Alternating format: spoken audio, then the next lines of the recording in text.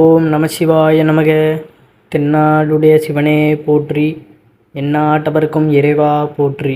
சிவபெருமானுடைய அருளை பெறுவது அப்படிங்கிறது அவ்வளவு எளிதான காரியம் இல்லை அப்படின்னு நம்ம நினைக்கலாம். ஆனால் மன உறுதியுடனும் வரும் தடைகளை எல்லாமே தாண்டி விடாப்படியாக முறையாக வழிபாடு செய்தாலே சிவபெருமானின் அருளை நம்ம பெற முடியும் அப்படிங்கிறதான். எந்த சூழ்நிலை வந்தாலும் ஒரு தடவை நம்ம அவரை வணங்க ஆரம்பிச்சிட்டோம், நினைக்க ஆரம்பிச்சிட்டோம்னாலே அதிலிருந்து பின்வாங்கக்கூடாது. நம்ம பின்வாங்கினாலுமே அவர் நம்மை விட்டு செல்ல மாட்டார் அப்படிங்கிறதான். அவன் அருளாலே அவன் தாள் வணங்கி என்ற ஆன்றோர்களின் வாக்கிற்கேற்ப சிவனை வணங்குவதற்கே முதலில் அவனின் அருள் இருக்க வேண்டும். சிவபெருமானிடம் அனுமதி பெற்று அவரை வணங்க துவங்குவது தான் சிறப்பானதாக இருக்கும். நம்ம விடாப்பிடியாக எல்லாரும் கும்பிட்றாங்க, ருத்ராட்சி அணியிறாங்க அப்படின்னு நம்ம அந்த அணியிறாங்க, மற்றவங்க அணியிறாங்க, நம்மளும் சிவபக்தன் அப்படின்னு காட்டிப்பதற்காக நம்ம செய்கின்ற எந்த ஒரு செயலுமே நமக்கு நிரந்தரமாக இருக்காது. எதையுமே நம்ம பார்க்காம உணராமல் திடீரென்று அவருடைய நினப்பு வரும், அவரை கும்பிடணும் அப்படி இப்படின்னு நமக்கு பலவாறான சிந்தனைகள், அவரை பற்றின அந்த இனம் புரியாத புரிதல் நமக்கு ஏற்படும். அதுதான் பார்த்திங்கன்னா உண்மையான பக்தி. மற்றவர்களை பார்த்து நம்ம ஈசனை வணங்குவது நமக்கு நிரந்தரமாக இருக்காது. சிவபக்தர்கள் அப்படின்னு சொல்லணும் அப்படிங்கிற மாதிரி கிடையாது. அமைதியான முறையில் இறைவனை நம்ம வழிபாடு செய்வது தான் சிறப்பு. அப்படி சிவபெருமானின் அருளை நீங்கள் பெற்றுவிட்டீங்கன்னா இந்த 5 விஷயங்களை தவறாமல் செய்து கொண்டே இருக்கணும் அப்படிங்கிறதான். இதை செய்து கொண்டு இருந்தாலே எப்பொழுதுமே அவர் நம் அருகில் இருந்து கொண்டே இருப்பார். நமக்கான வாழ்க்கைக்கு தேவையான அனைத்தையுமே வழங்குவார் அப்படிங்கிறதான் நிதர்சனமான உண்மை.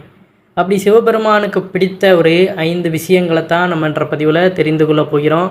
நம்மளுடைய சேனலுக்கும் முதன்முறையாக வரவங்க சப்ஸ்கிரைப் பண்ணி மறக்காமல் உங்களுடைய நண்பர்களுக்கும் இந்த பதிவானதை பகிர்ந்து கொள்ளுங்கள். இப்போ நம்மளுடைய பதிவில் கூட சிவபெருமானை பற்றின பல விஷயங்களை நம்ம கூறியிருப்போம். அது எல்லாமே நம்ம சிவனை வழிபடணும் எப்படி இப்படின்னு நம்ம எல்லாமே கேட்டு தெரிஞ்சுக்கிட்டாலுமே நம்ம அதற்கப்புறம் அதை பின்பற்றினால்தான் அந்த வழிமுறைகள் மூலமாக நமக்கு இறைவனுடைய அருள் கிடைக்கும்.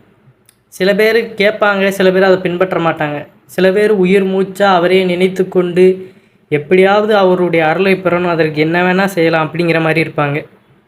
இவர்களால் மட்டும்தான் அந்த விடாப்படியான புடி, அதன் மூலம் மட்டும்தான் நம்மளால் இறைவனை முழுவதுமாக சரணாகதி அடைய முடியும் அப்படிங்கிறத முழுவதுமாக தெரிந்து கொள்ளுங்கள்.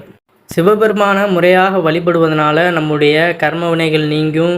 தீய கர்மாக்களிலிருந்து விடுபட சிவனை வழிபடுவதே ஒரே வழி. வாழ்க்கைக்கு தேவையான முக்தியுமே கொடுக்கக்கூடிய ஒரே ஒரு இறைவன்னா அது ஈசன் எம்பெருமான் தான். சிவபெருமானை ஒரு சில குறிப்பிட்ட முறைகளில் வழிபட்டால் அவரின் அருளை பார்த்திங்கன்னா எளிதில் நம்மளால் பெற முடியும். சிவ வழிபாட்டில் ஈடுபடும் பொழுது சிவனின் அருள் மட்டுமின்றி நமக்குள்ளும் சிவத்தை உணரும் தன்மை, ஆன்ம பலம் போன்ற பலவிதமான நன்மைகளை நம்மளால் பெற முடியும். அதாவது நம்ம எல்லாருமே கடவுளை போய் வழிபாடு செய்கிறோம்னா ஒரு தேவைக்கு தான் போவோம். ஆனால் சிவனை நம்ம வழிபாடு செய்வது தேவைக்கும் போவோம். இந்த தேவையை குறைப்பதற்கான, அந்த மாயை போக்குவதற்கான அந்த எண்ணத்தையும் ஏற்படுத்தி கொள்வதற்கு ஈசனிடம் போய் நம்ம வழிபாடு செய்யலாம். அதாவது ஆசைகளை அவர் கொடுக்கவும் செய்வார். இல்லை எனக்கு இதிலெல்லாம் பற்று கிடையாது, அந்த பக்தி மட்டும்தான் வேணும்னாலும் அதையும் அவர் கொடுப்பார் அப்படிங்கிறதான். நிலையில்லாத இந்த மாய ஆசைகளுக்காக சிவபெருமானை வழிபட போகிறீங்களா, இல்லை அந்த சிவத்தையே நினைத்து அனுதினமும் இருந்து முக்தியை பெற போகிறீங்களா அப்படிங்கிறது உங்களுடைய கையிலையும் உங்களுடைய அந்த மனதிலும் தான் இருக்குது. அதனால் எது தேவையோ அதற்கேற்ப இறைவனை வழிபட்டு அதற்கான வழிகளை அடைந்து கொள்ளலாம். தெய்வங்கள் அனைத்திற்குமே தலைவனாக விளங்கக்கூடியவர் சிவபெருமான் என இந்து புராணங்கள் சொல்கின்றன. அதனாலேயே சிவனுக்கு மகாதேவன் என்ற திருநாமம் ஏற்பட்டதாக சொல்லப்படுகிறது. மகாதேவன் என்றால் கடவுள்களுக்கெல்லாம் கடவுள் என்று பொருள்படும். அதேபோல் அதனால் இப்போ சில பேருக்கு இப்படி ஒரு தாட் வரலாம், இப்போ அவங்க ஏதாவது இறைவனை கும்பிடுவாங்க, அப்போ அவங்க எல்லாம் தாழ்ந்தவங்களா அப்படின்னு கிடையாது. எல்லாம் அவரிடம் இருந்து வந்தது தான். அது ஒரு மகாசக்தி. அதாவது இப்போ சூரிய குடும்பம்னு எடுத்துக்கிட்டிங்கன்னா அந்த சூரியன் தான் அந்த இடத்துல முதுமையானது. அந்த சூரியன் இல்லை என்றால் எல்லா கிரகங்கள்லேயும் பார்த்திங்கன்னா ஒரு உயிர்கள் கூட வாழ முடியாது. இப்போ நம்ம பூமியிலேயே சூரியன் இல்லை, சூரியனே கிடையாது அப்படிங்கிற பட்சத்தில் பார்த்திங்கன்னா நம்ம எல்லாருமே இந்த பனியிலே உறைஞ்சி அவ்வளோதான். அதனால தான் சொல்வது. அப்போ எல்லாத்திற்கும் அந்த முதன்மையாக இருக்கின்ற கடவுள். மற்றபடி இந்த பஞ்சபூதங்கள் இந்த மாதிரியான சக்திகள் எல்லாமே அவர் வடிவிலிருந்து உருவானது தான். அதனால் சொல்வது உடனே இந்த கடவுளை தாழ்த்தி பேசுகிறாங்க, அந்த கடவுளை உயர்த்தி பேசுகிறாங்க அப்படிங்கிற மாதிரி அந்த எண்ணத்துக்கு போக வேண்டாம். அதேபோல் உலக உயிர்கள் உற்பத்தியாவதிலும் ஒடுங்குபடுவதிலும் சிவனுக்குள் தான் என சொல்லப்படுகிறது. அதாவது எங்கேருந்து நம்மளுடைய ஆன்மா சிவத்திடம் இருந்து தான் இந்த உடலுக்கு வந்திருக்கும். திரும்ப நம்ம இந்த உடலை வச்சு சிவத்தை உணர்ந்துட்டு திரும்ப எங்கேருந்து வந்தோமோ அதுக்குள்ளே போகணும். அதுக்கு பேர் தான் முக்தி. ஆதியும் அந்தமும் இல்லாதவர், அனைத்திற்கும் அப்பாற்பட்டவர் என சிவபெருமானை வேதங்கள் போற்றுகின்றன. சிவனின் அருள் இருந்தால் பிறப்பு இறப்பு இல்லாத முக்தி நிலையை நம்மளால் அடைய முடியும் என்கிறார்கள்.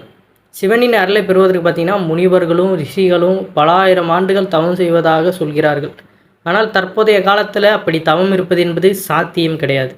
ஆனால் அனுதினமும் அவரை நினைத்து பூஜித்து பஞ்சாட்சர மந்திரமான நமச்சிவாய அப்படிங்கிற அந்த 5 எழுத்து மந்திரத்தை கூறினாலே நமக்கு அதுவே ஒரு நல்ல பலனை கொடுக்கும். அவரை பற்றின அந்த சிந்தைய செவிகள்லையும் ஒரு பொழுதாவது ஏற்றிக்கொண்டு ஒலித்து கொண்டு இருக்கணும். முதல் விஷயம் பார்த்தீங்கன்னா மந்திர ஜபம். பக்தி செய்வதும் முழுவதுமாக சரணாகதி அடைவதுமே சிவனின் அருளை பெறுவதற்கு மிகச்சிறந்த வழியாகும். சிவனின் மந்திரங்களை, குறிப்பாக இந்த பஞ்சாட்சர மந்திரமான ஓம் நம சிவாய மந்திரத்தை தினமும் உச்சரிப்பது சிவனின் அருளை பெற உதவும். சிவபெருமானின் திருநாமங்களை மீண்டும் மீண்டும் உச்சரிப்பதனால சிவகுணங்கள் நமக்கு வரத்துவங்கும். சிவத்தை உணரும் ஆற்றல் கிடைக்கும் போது சிவனின் அருளும் முழுவதுமாக நமக்கு கிடைத்துவிடும்.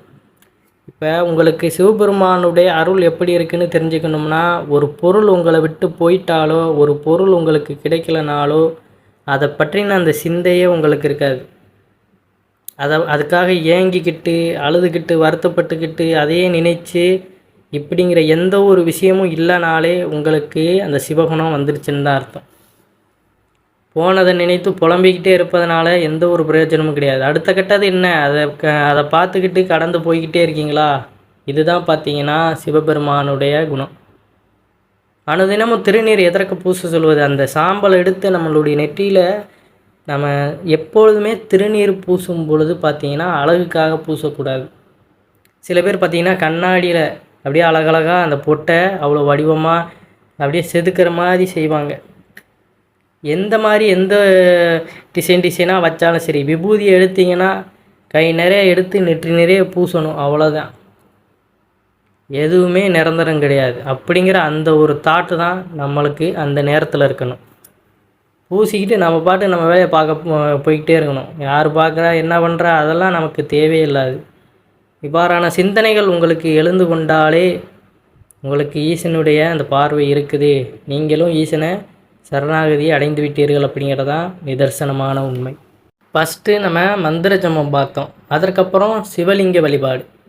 சிவ வழிபாடு செய்வதும் சிவனின் லிங்க ரூபத்திற்கு தொடர்ந்து பூஜை செய்வதும் ஆன்ம பலத்தை நமக்கு அதிகரிக்க செய்யும். லிங்கத்திற்கு பார்த்திங்கன்னா பால், தயிர், தேன், தண்ணீர், சந்தனம் ஆகியவற்றால் அபிஷேகம் செய்து மலர்கள் படைத்து பூஜை செய்வது ஆகியன சிவனின் மனதை குளிர செய்யும். இப்படி சிவலிங்கம் என்பது சிவனின் அருவுருவமாகும். இதனை அபிஷேகம் செய்து நம்ம வழிபடுவதன் மூலம் சிவனுக்கு மிகவும் நெருக்கமானவர்களாக நம்ம மாற முடியும் அப்படிங்கிறதான். அதாவது உங்கள் வீட்டில் சின்னதாக ஒரு சிவலிங்கம் இருந்தாலும் அதற்கு தினமுமே பூஜை செய்வது நல்லது. அப்படி இல்லைன்னா நம்ம கோவில்களில் இருக்கின்ற அந்த சிவலிங்கத்தை தினமுமே பூஜை செய்து விட்டு வருவது ரொம்ப ஒரு நல்லதாக கருதப்படுகிறது. அடுத்து 3வது வழி பார்த்திங்கன்னா சிவனின் அருளை விரைவாக பெறுவதற்கு மிக சிறந்த வழி ருத்ராபிஷேகம். சிவன் என்றாலே இன்பத்தை வழங்குபவர் என்று பொருள்.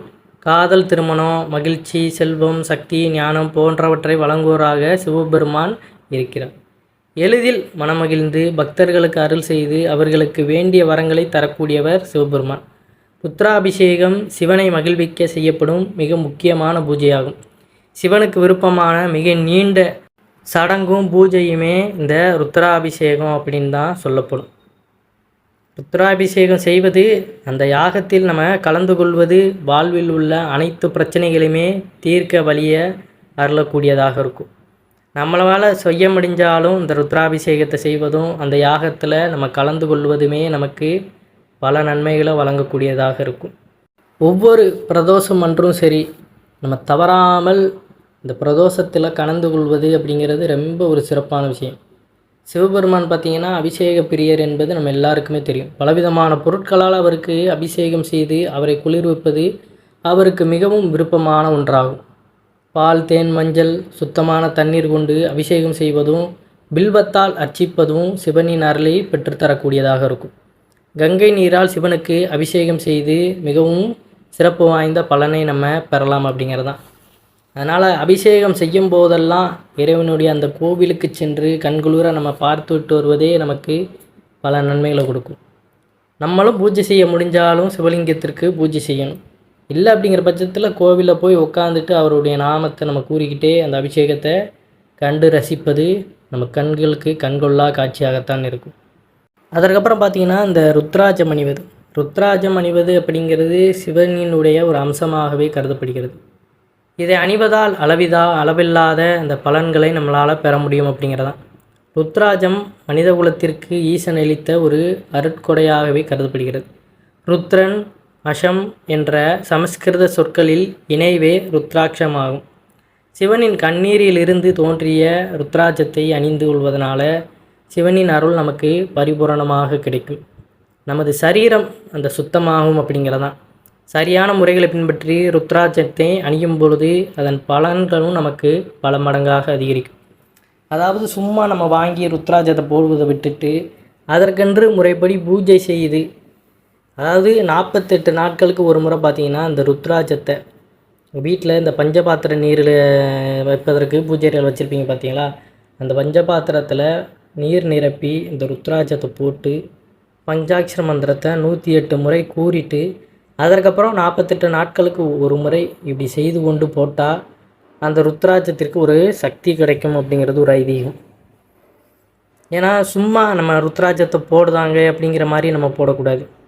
அதற்கு ஒரு மெருகேற்றி அதற்கு ஒரு சக்தி ஊட்டி நம்ம போடும்போது அதற்கு உண்டான பலன் நமக்கு அப்படியே கிடைக்கும் அப்படிங்கிறதான். ருத்ராட்சத்தை அணியும் பொழுதே நம்மளுடைய உடலையும் கட்டுப்பாடோடு வைத்து கொள்ளணும். மனதும் சுத்தமாக இருக்கணும். உடலையும் நம்ம தேக சுகத்திற்கு எந்த ஒரு ஆசைகளும் இருக்கக்கூடாது. இயற்கையாக நம்ம செய்கின்ற விஷயங்கள் வேறு. அதை தவிர்த்து செயற்கையாக எந்த ஒரு போதைப் பொருள்களுக்கும் அடிமையாகியோ, முக்கியமாக அசைவம் சாப்பிடுவதை கொஞ்சம் கொஞ்சமாக தவிர்த்து விடுவது நல்லது. முதல் விஷயம் அதுதான். ஏன்னா ஈசனை பொறுத்தவரை அன்பே சிவம் அப்படிங்கிறது தான். அன்பே சிவம் அப்படின்னா அனைத்து உயிர்களுக்கும் அந்த அன்பானதை பகிர்ந்தளிப்பது. அப்படி இருக்கின்ற வேளையில் நம்ம அசைவம் சாப்பிடுவது என்பது ஒரு கூடாத செயல் தான். அதனால் இந்த ஒரு செயலை தவிர்த்து விட்டு நம்ம ருத்ராஜம் அணிவது இன்னும் சிறப்பாக இருக்கும். நெற்றி நிறைய திருநீர், கழுத்தில் ருத்ராஜம், இது நமக்கு ஒரு நல்ல உடலாற்றலை கொடுக்கக்கூடியதாக இருக்கும். எந்த ஒரு கூச்சமும் இருக்கக்கூடாது, எந்த ஒரு பயமும் இருக்கக்கூடாது. யாரும் நம்மளை பார்த்து ஏதாவது சொல்லிடுவாங்களோ அப்படிங்கிற அந்த ஒரு தயக்கம் இருக்கக்கூடாது. உங்களுக்காக நீங்கள் இப்போ சிவனை வழிபட்டாலுமே பார்த்தீங்கன்னா இந்த நெற்றி நிறைய திருநீர் பூசுவது, ருத்ராஜம் அணிவது அப்படிங்கிறதெல்லாம் உங்களுக்கு இருக்காது. இப்போ அதற்கு காரணம் என்ன? நம்ம இப்போ வழிபாடு செய்கிறோம், ஆனால் முழுவதுமாக இன்னும் அவர் மீது அந்த பற்று வரலை. ஒரு கூச்சம், மற்றவர்களை பார்த்தும் சில பேருக்கு இந்த ஒரு கூச்சம் இருக்கும். இப்படியும் இருக்கக்கூடாது. அதனால் கொஞ்சம் கொஞ்சமாக அதை மாற்றிக்க ட்ரை பண்ணணும். யார் பார்த்தா என்ன, நம்மளுடைய வாழ்க்கை, நம்மளுடைய இறைவனை நம்ம வழிபாடு செய்கிறோம். அதற்காக நம்ம யாரிடமும் பகைந்து போய்கிட்டோ இல்லை கூச்சப்பட்டுக்கிட்டோ நம்ம இருக்கக்கூடாது. முழு இறையர்களோடு அவரை நம்ம பற்றி கொள்ளணும். அதுதான் பார்த்திங்கன்னா சிறப்பான ஒரு வழியாக இருக்கும். அதனால் இந்த 5 வழிமுறைகளையும் நம்ம தொடர்ந்து பின்பற்றி வந்தாலே நம்ம வாழ்க்கைக்கு தேவையான முக்தி நிலையை அவர் அடைய செய்து விடுவார் அப்படிங்கிறது தான். அதை தவிர்த்து ஆசைகளுக்கு அடிமையாகி நம்ம எப்பொழுதுமே அது கிடைக்கல இது கிடைக்கலன்னு புலம்பாமல், எதுவும் நிரந்தரம் இல்லை, அது ஒரு மாயை தான், இந்த வாழ்க்கையே நமக்கு ஒரு நாடகம் மாதிரி தான் அப்படிங்கிறத உணர்ந்து கொள்ளணும். இந்த நாடகம் முடிஞ்சது நம்மளுடைய சாப்டர் க்ளோஸ் ஆயிரும், திரும்ப புது நாடகம். ஆனால் இந்த நாடகத்தில் இருந்தெல்லாம் ஒரு விடுபாடு வேணும். இந்த மாதிரி அடுத்தடுத்து நம்ம நடிக்கக்கூடாது. ஒரே தரமாக நமக்கான முக்தி வேணும் அப்படின்னா சிவனை நம்ம சரணாகதி அடைவதை தவிர வேறு ஒன்றும் கிடையாது. ஏன்னா நம்ம அவரையே நினைத்து வழிபாடு செய்யும் பொழுது நம்மளுடைய மனமானது அமைதிப்பட்டுரும். நம்ம எந்த ஒரு தீங்கு செயலில் ஈடுபட மாட்டோம், தவறான பாதைக்கு போக மாட்டோம், எந்த உயிர்களுக்கும் எந்த விதமான தீங்கும் விளைவிக்க மாட்டோம். அப்போ இந்த ஜென்மத்தில் பார்த்திங்கன்னா நம்மளுடைய கர்மாக்கள் அப்படிங்கிறது ஏறாது. அதாவது அந்த கெட்ட கர்மாக்கள் நம்மளோடு வராது. அதற்கு பதிலாக அந்த நல்ல கர்மாக்கள் தான் நமக்கு கிடைக்கும். அந்த சூழ்நிலையில் நம்மளுடைய வாழ்க்கையை மாற்றக்கூடிய பல சந்தர்ப்பங்கள் வந்தாலுமே அதை உதறிவிட்டு ஈசனே எனக்கு பெரிது அப்படின்னு நம்ம போகும் பொழுது தான் நமக்கான அந்த முக்தி கிடைக்கும் அப்படிங்கிறது.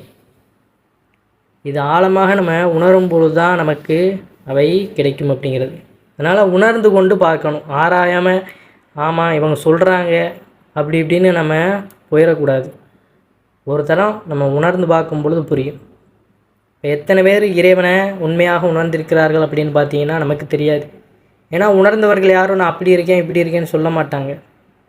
நம்ம இந்த காணொளி மூலமாக இவர் இப்படிலாம் வழிபாடு செய்யணும் அப்படின்னு உணர்த்துகிறோம். மற்றபடி நம்மளும் பார்த்தீங்கன்னா முழுவதுமாக உணர்ந்தோம் என்றால் அப்படி கிடையாது. சில பேருக்கு இன்ட்ரெஸ்ட் இருக்கும், அதை எப்படி தெரியணும், அதாவது எப்படி இவரை வழிபாடு செய்யணும் அப்படிங்கிற அந்த ஆர்வம் இருக்கும், ஆனால் தெரியாது. அதை நம்ம உணர்த்தும் வகையில் இப்படி சொல்கிறோம்.